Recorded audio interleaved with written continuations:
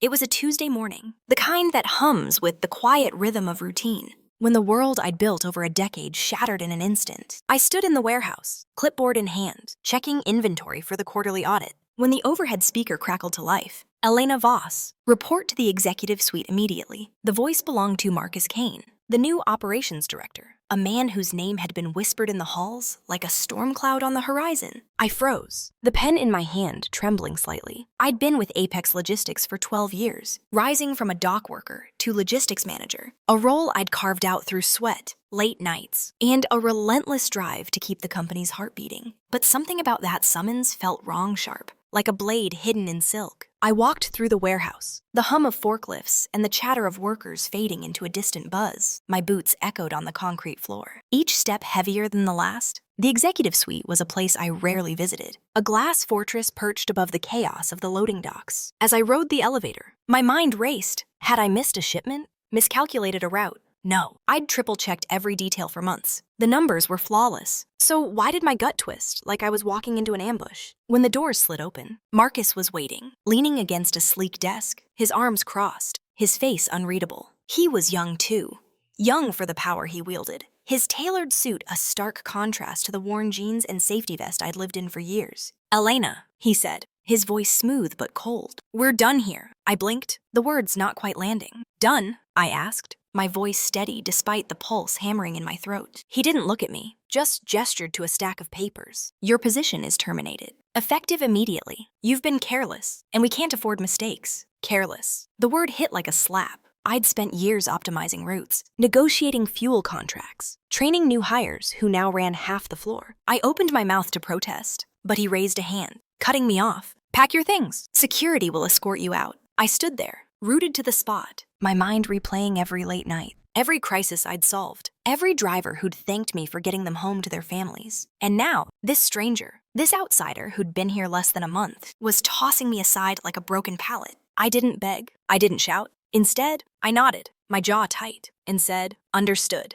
As I turned to leave, I caught his reflection in the glass wall, a faint smirk, like he'd just won a game I didn't know I was playing. That smirk stayed with me as I walked back to my desk, the eyes of my team following me, their questions unspoken but heavy in the air. I packed my belongings, a photo of my daughter, a worn notebook filled with logistics plans, a company mug I'd earned after 10 years. By the time I reached my car, the weight of it all settled in, not as anger, but as a question. Why me? That night, I sat at my kitchen table, a cold cup of tea in front of me, the silence of my apartment deafening. My daughter, Mia, was at her father's for the week, leaving me alone with my thoughts. 12 years. I'd given Apex my prime, my energy, my loyalty. I'd missed Mia's school plays to fix shipping delays, worked through weekends to keep the supply chain running. And for what? To be discarded by a man who didn't even know my name until last week. The question gnawed at me. Why now? The timing felt off. We were on the cusp of landing a major contract with Horizon Foods, a deal I'd spent 9 months orchestrating. I'd mapped every route, calculated every cost, even learned basic Mandarin to communicate with their overseas suppliers. The final meeting was in 3 days. Marcus couldn't possibly handle it.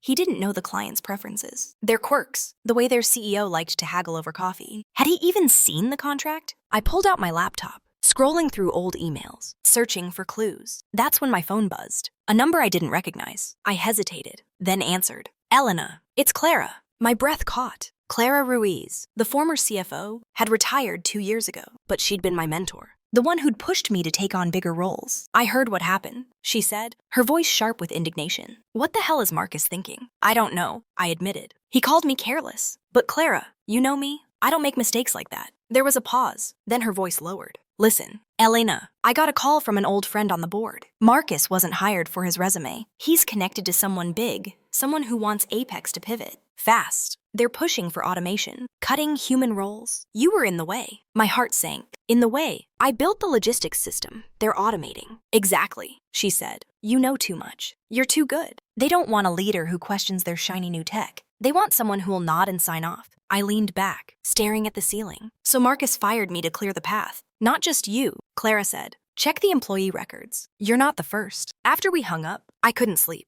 Clara's words echoed in my head. I opened my laptop again, digging through public records, company announcements, anything I could find. Sure enough, Over the past year, 6 senior managers had left voluntarily. All of them had been vocal about preserving jobs, about balancing tech with human expertise. I wasn't just fired, I was targeted. By morning, my anger had hardened into resolve. I wasn't going to let this go. Not yet. I drove to a coffee shop near the warehouse, a place where drivers and floor staff often gathered. If anyone knew what was happening inside Apex, it'd be them. Sure enough, I found Javier, one of my best drivers, nursing a black coffee at a corner table. Elena, his eyes widened. They said you quit. Not quite, I said, sliding into the seat across from him. What's going on in there? He leaned in, voice low. It's a mess. Marcus has been pushing this new AI system for route planning. Says it'll save millions, but it's glitching, sending trucks to wrong depots, miscalculating fuel. The drivers are pissed, but no one's listening. Did he mention the Horizon deal? I asked.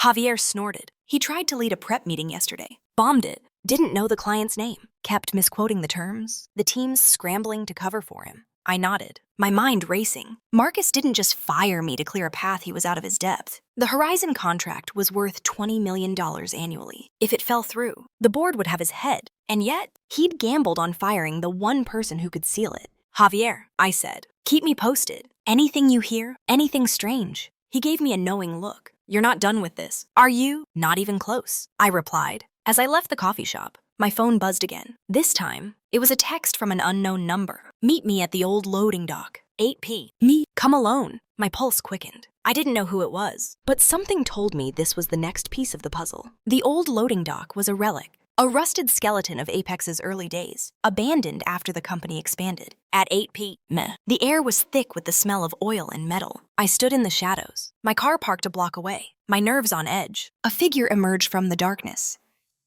A woman, mid-40s, in a dark coat. I recognized her instantly. Sarah Lynn, the IT manager who'd left Apex 6 months ago. Elena, she said, her voice barely above a whisper. I didn't want to do this over the phone. What's going on, Sarah? I asked, scanning the empty lot. She handed me a USB drive. This is everything. Emails, server logs, even some deleted files I recovered before I left. Marcus isn't just pushing automation. He's funneling money to a tech firm called Synergy Solutions. They're overcharging Apex for software that doesn't even work properly. I gripped the drive, my mind spinning. Why didn't you report this? I tried, she said, her eyes darting to the shadows. I went to the board, but they brushed me off, said I was disgruntled. Then Marcus threatened to blacklist me in the industry. I had to walk away. But you kept this, I said, holding up the drive. She nodded. For you. You were always the one who fought for the team. If anyone can stop him, it's you. Before I could ask more, she slipped back into the darkness, leaving me alone with the weight of her words and the drive in my hand. I drove home, my heart pounding. This wasn't just about my firing anymore. It was bigger, much bigger. Back in my apartment, I plugged the USB into my laptop, my hands shaking as the files loaded. Sarah hadn't exaggerated. There were emails between Marcus and Synergy Solutions, contracts with inflated costs, internal memos about streamlining that never mentioned the layoffs they'd cause. One email, buried in a folder marked confidential, caught my eye. It was from Marcus to a board member, dated 2 days before my firing. Voss is a liability. She'll question the Synergy deal. We need her gone before the Horizon meeting. I leaned back, my breath shallow. There it was, in black and white. Marcus hadn't fired me for carelessness. He'd fired me because I was a threat to his scheme. But he'd miscalculated. He didn't know about the clause in the Horizon contract, one I'd insisted on after a previous client had tried to renegotiate at the last minute. Only I was authorized to finalize the deal. Without me, it would collapse. I spent the next hour printing documents, organizing evidence, building a case. By dawn, I had a plan. I wasn't going back to Apex to beg for my job. I was going back to expose Marcus and save the company I'd helped build. The next morning, I called Clara. I need a favor, I said. Can you get me in touch with someone on the board? Someone who'll listen. She didn't hesitate. I'll call Evelyn Carter. She's been skeptical of Marcus from the start. By noon, I was on a call with Evelyn, a no-nonsense board member who'd been with Apex since its founding. I laid out everything Sarah's evidence, the Synergy deal, Marcus's attempt to sabotage the Horizon contract. I sent her the files, and her silence on the other end told me she was reading. This is damning, she said finally, but we need you at the Horizon meeting tomorrow. Can you be there? I'll be there, I said, but I'm not walking in blind. I want guarantees. Name them, she replied. A full investigation into Marcus's dealings, transparency with the staff, and my role restored, with oversight on any automation contracts. She didn't hesitate. Done. Be at the office at 9 a.m. As I hung up, I felt a spark of something I hadn't felt in days. Hope? But I also knew Marcus wouldn't go down without a fight. The Apex office felt different when I walked in the next morning. Heads turned, whispers followed. I wasn't the disgraced employee anymore. I was the wild card. Evelyn met me at the entrance, her face grim but determined. "The board's watching," she said. "Marcus doesn't know you're here. Let's keep it that way until the meeting." I nodded, clutching the folder of evidence I'd brought. The Horizon team arrived at 10 a.m. Their CEO, Mr. Chen, greeting me with a warm handshake. "Elena, good to see you," he said in Mandarin, his eyes crinkling. "I was worried when I heard you'd left. Just a misunderstanding," I replied smoothly. Also in Mandarin, "I'm here to make this deal happen." The meeting room was tense when we entered. Marcus was already there, flipping through notes, his face pale when he saw me. "What is she doing here?" he demanded. Standing, Evelyn stepped forward. "She's here to save your ass." "Marcus, sit down." The meeting began, and I took control, walking Mr. Chen through the contract terms with precision. Every time Marcus tried to interject, I countered with facts, figures, and the trust I'd built with the client over months. By the end, Mr. Chen was smiling, and the deal was signed. As the Horizon team left, Evelyn turned to Marcus. "We need to talk. Now." In a closed boardroom, Evelyn presented my evidence. Marcus tried to deflect, claiming the synergy deal was standard practice. But the emails told a different story. His voice grew shrill as he realized the board wasn't buying it. "You targeted Elena because she was a threat to your side hustle," Evelyn said, her voice like steel. "You nearly cost us Horizon, and you've been bleeding this company dry." Marcus's face crumpled. "This is a setup," he stammered, but no one was listening. The board voted unanimously. Marcus was out, effective immediately. As security escorted him from the building, he shot me a look of pure venom. I didn't flinch. The weeks that followed were a blur. The board launched a full audit, uncovering more of Marcus's schemes. Synergy Solutions was dropped, and the automation push was reevaluated with input from the floor staff. I was reinstated as logistics manager, with a seat at the table for future decisions. But the real change came in the culture. I pushed for open forums, where drivers and warehouse workers could voice concerns. I mentored new hires, sharing the lesson I'd learned. Your worth isn't tied to a title or a paycheck. It's in the integrity you bring to every fight. One evening, as I sat with Mia, helping her with homework, she asked, "Mom, why didn't you give up when they fired you?" I thought for a moment, then said, "Because I knew my value, and I wasn't going to let someone else's mistake define me." She nodded, her young face serious. "So you fought back, not just for me," I said, "for everyone who deserved better." That night, as I looked out at the city lights, I realized the true lesson wasn't about winning or losing. It was about standing tall, even when the ground shakes beneath you, and knowing that trust earned through years of quiet work can outlast any storm. The office buzzed with a fragile optimism in the weeks after Marcus's departure, but I couldn't shake a lingering unease. The Horizon deal was secure, the audit was ongoing, but something felt unfinished. I noticed it in the small things, hesitant glances from colleagues, hushed conversations that stopped when I entered the room. Trust, I realized, is a delicate thing, easily fractured by betrayal, even when the betrayer is gone. One afternoon, I found a note slipped under my office door. Unsigned, typed in plain font. "Check the server logs. There's more." My heart skipped. Sarah's USB had exposed Marcus, but had she missed something? Or was someone else playing the same game? I contacted it immediately, requesting access to the server logs from the past 6 months. The technician, a young man named Leo, hesitated. "You sure about this?" "Elena, the board's already on edge, I'm sure." I said, "If there's more, we need to know now." That night, I stayed late, combing through lines of code and timestamps. Most of it was routine, but one entry stood out. A series of deleted files from the HR database, erased the day after Marcus's termination. They weren't random. They were performance reviews, mine included, altered to show fabricated complaints. Someone was still trying to undermine me. I didn't confront anyone right away. Instead, I took the evidence to Evelyn. Her face darkened as she read the logs. "This isn't Marcus," she said. "He's gone. Someone else is pulling strings." "Who?" I asked, though I already suspected. "Could be anyone," she said. "A loyalist to Marcus, someone who benefited from synergy, or just someone who doesn't like you back in charge." I nodded, my mind racing. "I need access to the HR system." "Full access." Evelyn raised an eyebrow but didn't argue. "I'll make it happen. But be careful, Elena. You're stirring a hornet's nest." With access granted, I spent the next 2 days cross-referencing employee records, login histories, and email chains. A pattern emerged. A mid-level HR coordinator, Vanessa Reed, had accessed the database multiple times during off hours. Vanessa had been Marcus's assistant for a month before his firing. A quiet woman who'd always seemed loyal to a fault. I didn't go to Vanessa directly. Instead, I invited her to a meeting under the pretense of discussing a new training program.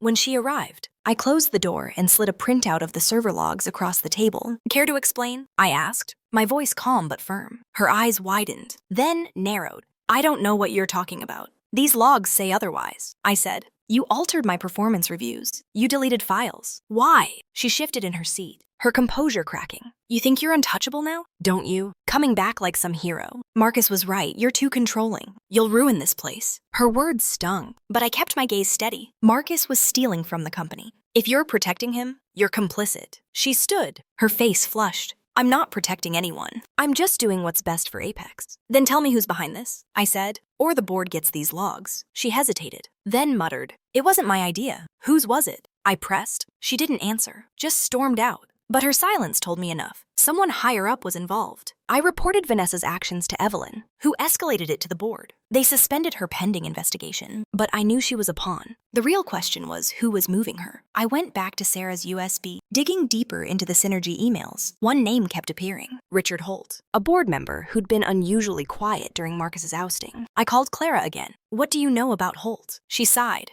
He's old money, connected to half the tech firms in the state. If Marcus was funneling money to Synergy, Holt probably got a cut. Why didn't you mention him before? I asked. Because he's untouchable, she said. Or so he thinks. I hung up, my resolve hardening. Holt wasn't just a bystander, he was the architect. But taking him down would require more than emails. I needed proof he couldn't deny. I spent the next week laying a trap. With Leo's help, I set up a dummy file in the HR system, marked as a confidential audit report, but filled with false data. I ensured it was accessible only through a specific login, one tied to Holt's assistant. If someone took the bait, we'd have them. 2 days later, the file was accessed, altered, and deleted. Leo traced the login to a remote server linked to Holt's personal network. It wasn't ironclad, but it was enough to confront him. I requested a private meeting with Evelyn in the board chair, presenting the new evidence. Holt's been covering his tracks, I said. He used Vanessa to keep Marcus's scheme alive, even after Marcus was gone. The chair, a grizzled man named Harold, looked grim. If this is true, it's a betrayal of everything Apex stands for. It's true, I said,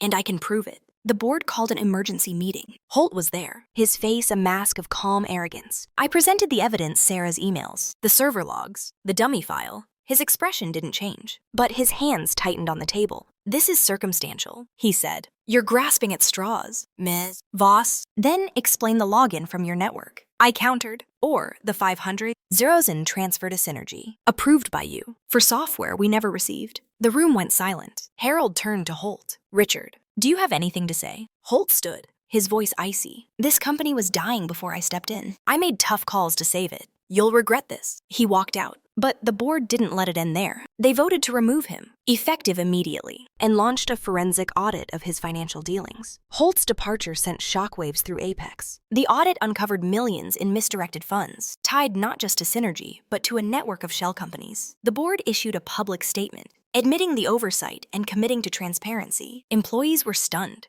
but also relieved. For the first time in months, the air felt clear. I was promoted to Director of Operations, a role that gave me oversight of both logistics and strategic planning. But the victory felt bittersweet. I'd exposed a conspiracy, saved the company. But at what cost? Trust, once broken, doesn't heal easily. I threw myself into rebuilding Apex's culture. I held town halls, listened to drivers' complaints, and worked with IT to fix the flawed AI system. I also reinstated 2 managers who'd been pushed out under Marcus's reign, their expertise now vital to our recovery. One evening, Javier stopped by my office. You did it? Elena, he said. You saved us. I didn't do it alone, I replied. You all kept this place running when I was gone. He grinned. Yeah, but you're the one who didn't quit. Late at night, alone in my office, I thought about the past year. I'd been fired, betrayed, and targeted, but I'd also found strength I didn't know I had. I'd learned that silence can be a weapon, but so can truth. The scars of Marcus's and Holt's actions remain, but they didn't define me. What defined me was the choice to fight not for revenge, but for what was right. As Apex stabilized, I started a mentorship program for young employees, teaching them to navigate corporate politics without losing their integrity. I told them about the USB, the late nights, the moment I chose to stand my ground.